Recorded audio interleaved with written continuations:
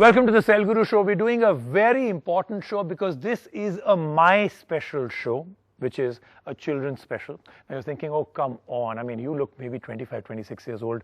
How can you think of yourself as a child? I wasn't talking about my physical age. I was talking about my mental age. This is a show completely and totally made for me because Children's Day special coming at a very, very appropriate time. We've got things that are absolutely fantastic from them in terms of the devices that they should be looking at, apps that are actually good for children, some that you should keep them away from. The big question that every single parent is always asking me, what's the right time to introduce my child to a smartphone? They're asking for it now. There's peer pressure. I'll answer that on the show. We've got a lot of cool stuff like that. We've got a brand new phone. This is the Redmi 8.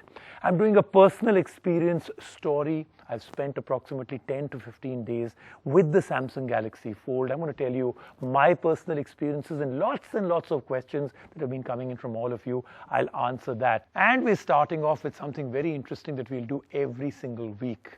Remember, last phone standing, our very, very amazing closure of the year where we talk about the best phones, the best categories, the best price points. Well, we're starting off the process right now. And we'll start this week with under 10,000 rupees, the best phones. In our Children's Day special, we talk about all the tech that is good for kids and the apps that they should and should not use.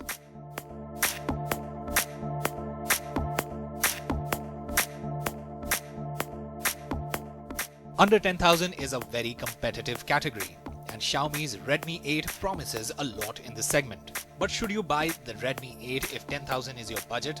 We tell you. And Rajiv gives us his review of the Samsung Galaxy Fold after using the phone for a few days. So let's get started with our Children's Day special: devices, gadgets, technology and innovation that is great for children, and why. So, there are things that we believe is fantastic for children, but it may not be. So we've very carefully curated and chosen each, and we'll tell you why, including how to use them, and especially how to tell your children how to use them. Take a look. We live in a tech-driven world. It is literally impossible to keep our kids away from it, but if we are introducing them to tech, then it might as well be good tech that helps them and doesn't consume them completely. We will start with Amazon Echo devices which come with kids-specific skills. Kids can engage with their favorite characters and access a range of entertaining and educational content with over 350 new skills, like a quiz from Amar Chitrakatha to help them expand their knowledge of Indian mythology, learning about the animal kingdom with Tinkle's Shikari Shambhu, solving brain teasers with Supandi, singing along to popular nursery rhymes and listening to stories from Choo Choo TV, and gamified learning from Playablo. All you need to say is, Alexa, ask Choo Choo TV to play animal songs, or Alexa, play nursery rhymes. Alexa, play stories by Choo Choo TV. We prefer the Echo Dot version as it is budget friendly, and also since there is no screen and children will be less distracted and listen to Alexa and the skills with more attention. Is your newborn having trouble sleeping? Meet NAPNAP Mat, a breakthrough in technology which safely recreates the experience of a mother's womb and lulls the baby to sleep. The NAPNAP Mat is safe. It comes with 6 modes of vibration, removable cotton cover for wash, and a proprietary smart sleep technology.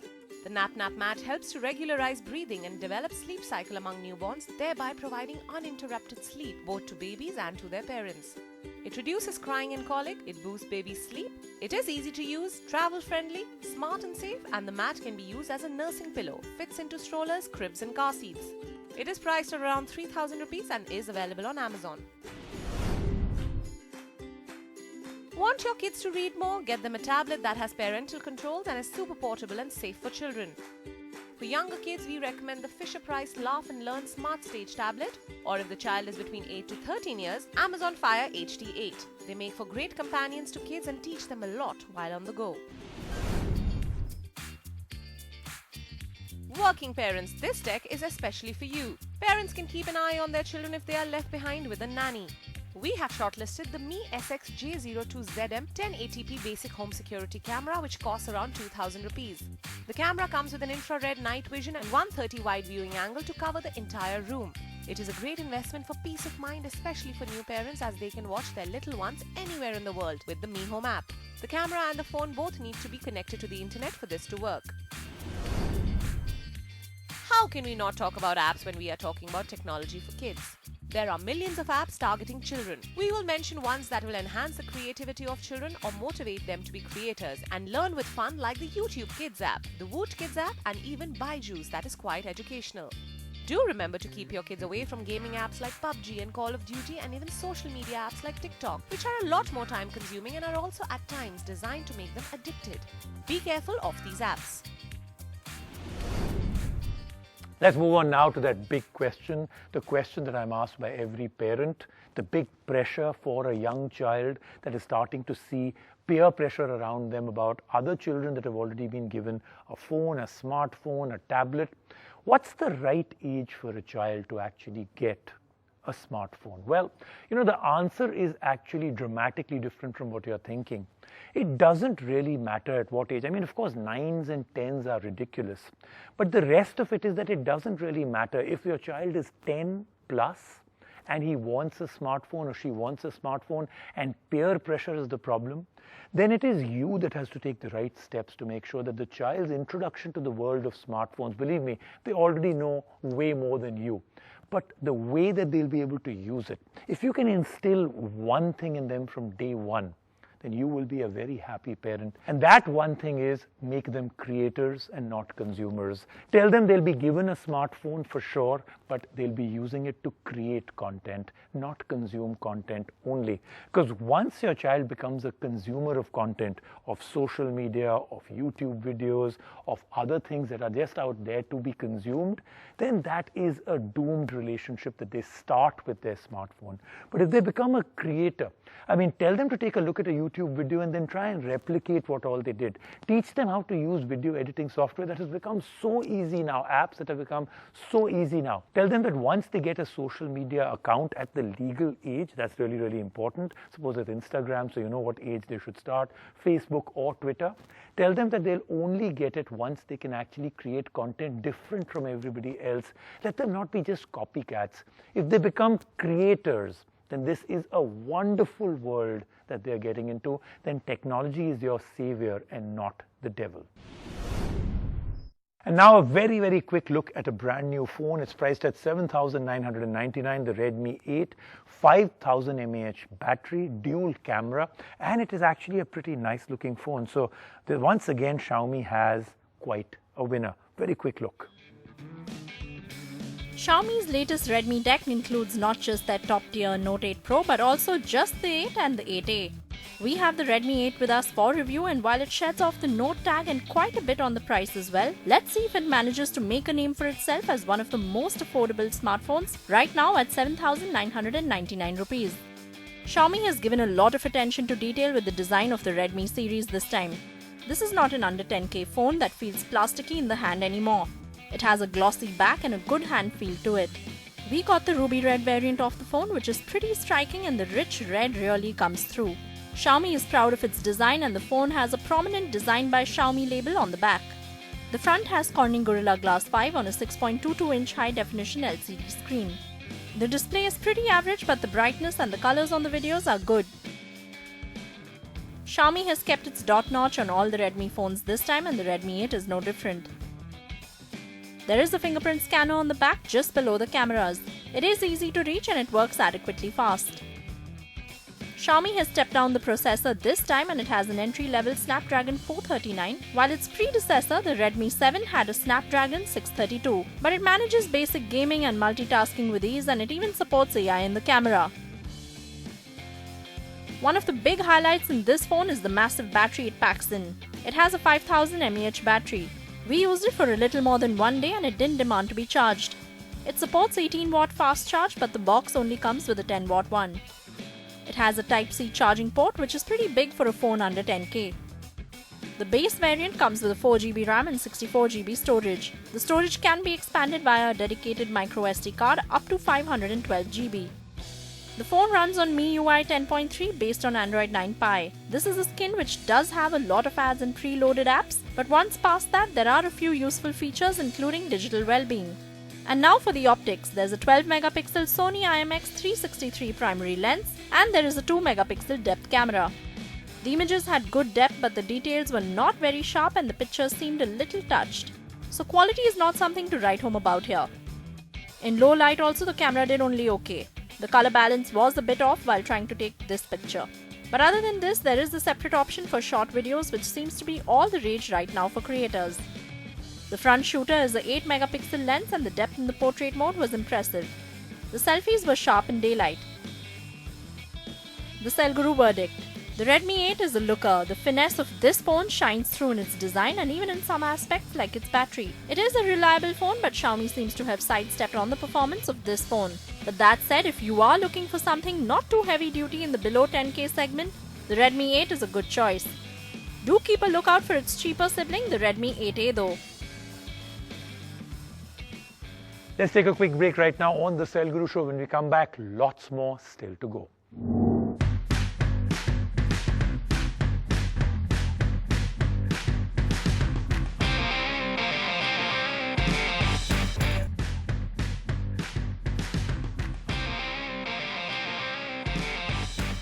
Now let's move on to our last phone standing. Of course, those are our last two shows of the year. That's how we actually close the whole year. The best phones in each price point and in each category of their own. But we're starting the whole process right now with which are the ones that will actually make it as nominations. And today, because we've just done the Redmi 8 at 7,999 rupees, let's get started with phones that are the best under 10,000 rupees. Phones that don't strain those purse strings at all and yet bring some of the most premium features with them. That's the under 10K segment. And this is a segment that has seen leaps from just the past year. So let's take a look at the very best of the lot from this year. Other than Redmi 8 that we saw on this episode, Xiaomi's Note 8 just about makes it to this list at 9,999 rupees. This is a phone that looks a lot like the Redmi 8 but brings in a slightly better chipset, the Snapdragon 665 processor. It has a full HD plus large screen, but the big highlight on this phone is the 48 megapixel camera it comes with. In fact, the Redmi Note 8 has a quad camera setup. The Note 8 lies somewhere between the more premium Note 8 Pro and the Redmi 8. Realme 5 also starts at 9,999 rupees. This Realme is a significant leap over the 3 and comes with a quad camera setup. However, unlike its Pro sibling, it doesn't have a 48 megapixel lens but a 12 megapixel primary lens. Under the hood, there is a massive 5000 mAh battery powering this phone, along with the same Snapdragon 665 chipset as seen on the Redmi Note 8. Realme sticks to a polycarbonate body for this one. This one is from the Motorola family, but it drops the Android One program on this phone and comes with stock Android 9 Pie. It is priced at 9,999 rupees and has a quad camera setup as well. The big highlight of this phone is in its name, and it has a 2 megapixel macro lens. Although the novelty factor with this is not really there, since some of the other phones in this category have this lens too. The Moto One Macro is powered by the Helio P70 chipset and has a 4000 mAh battery. Samsung comes in with its M series. This one is the Galaxy M30, the base variant of which starts at 9,999 rupees. The M30 has a 6.4-inch screen, Exynos 7904 processor and a triple camera setup with a 13 megapixel primary lens. The highlight in this phone is the Super AMOLED display that it comes with. So is it possible to get everything you want in a phone under 10K? These phones sure make us believe so. We will pick one final winner from these in our year-end special. And now I'm going to close the show with this as a personal review. So I've spent approximately 10 to 15 days with the Samsung Galaxy Fold. A lot of you have already seen how this phone works. That's the front screen. And then, of course, as you open it out, the beautiful, beautiful Samsung Galaxy Fold gets revealed. So I've spent time with it. And on phones where innovation is at its highest level, there are lots and lots of questions. So first and foremost, I'm going to take you through some of the questions I've been asked. The first one has been, how does it really feel? Well, the big screen is a game changer. I started using no tablets, and even my laptop usage has become much, much lesser. I'm going to give you a small little example of how that happens. There are things within, like opening your email, going onto a web browser, typing out a longer email because the keyboard is a split on a very, very large screen, watching a movie, using things like maybe YouTube, Netflix, streaming, and even more importantly, even using something like Google Maps. On a screen this large becomes a whole different ball game. I'm going to show you right now.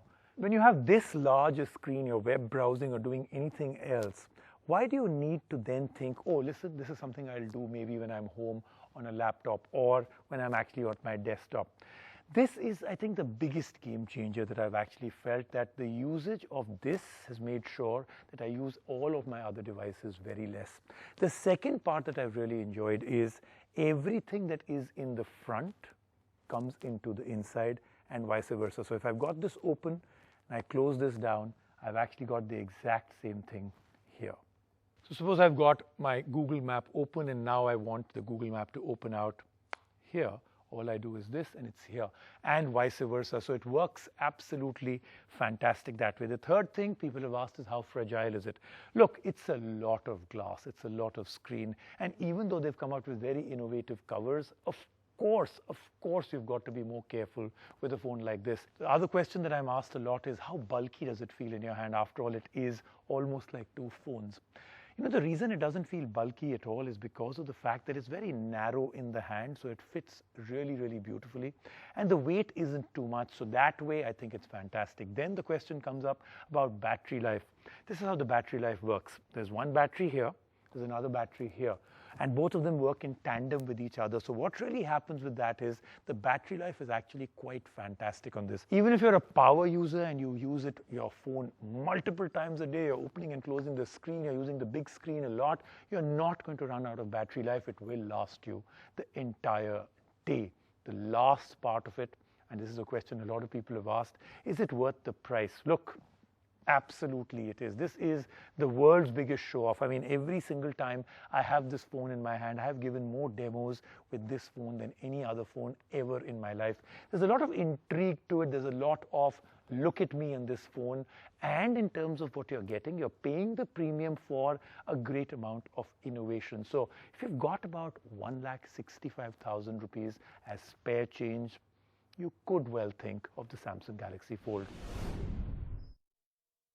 That then was the show for this week, but do remember, next week the show will be from San Diego in California, USA. Yes, I'm going there for a very, very interesting event. Lots of cool things from there, just here, right for you.